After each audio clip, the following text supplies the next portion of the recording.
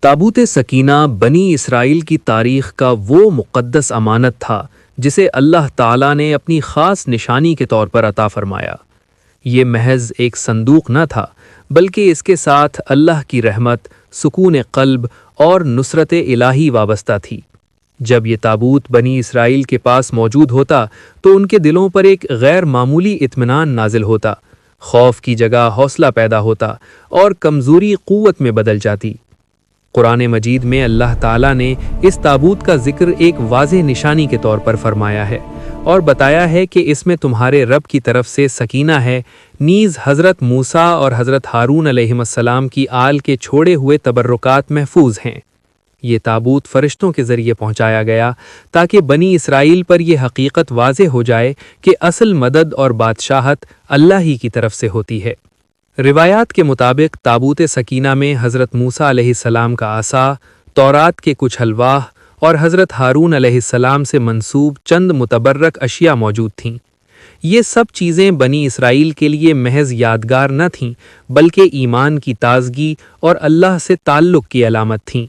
لیکن جب بنی اسرائیل نے بار بار نافرمانی اختیار کی، اللہ کے احکامات سے منہ موڑا اور دنیا کی محبت کو ترجیح دی، تو وہ اس عظیم امانت کے بھی اہل نہ رہے۔ یوں ایک وقت آیا کہ تابوت سکینہ ان کی نظروں سے اوجھل ہو گیا۔ بعض روایات میں اس کے چھن جانے کا ذکر ملتا ہے اور بعض میں اس کے غائب ہو جانے کا، مگر اس کے بعد یہ مقدس امانت تاریخ کے پردوں میں چھپ گئی۔ اسلامی تعلیمات کے مطابق تابوت سکینہ کی اصل اہمیت اس کی مادی حیثیت میں نہیں، بلکہ اس پیغام میں ہے جو وہ اپنے ساتھ لایا۔ وہ پیغام یہ ہے کہ عزت، غلبہ اور کامیابی صرف ظاہری نشانیوں سے نہیں ملتیں، بلکہ اللہ کی اطاعت، تقوی اور سچی بندگی سے حاصل ہوتی ہیں۔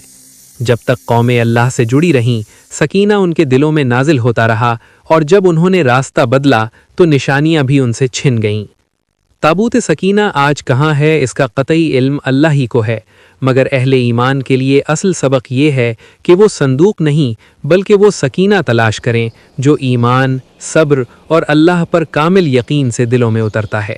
اگر یہ بات آپ کے دل تک پہنچی ہو تو ویڈیو کو لائک کرنا، شیئر کرنا اور چینل کو سبسکرائب کرنا نہ بھولیں۔ آئیے مل کر اسلامی تاریخ کی سچائی اور وہ نشانیاں پھیلائیں جن کے بارے میں اللہ نے ہمیں خبردار کیا ہے۔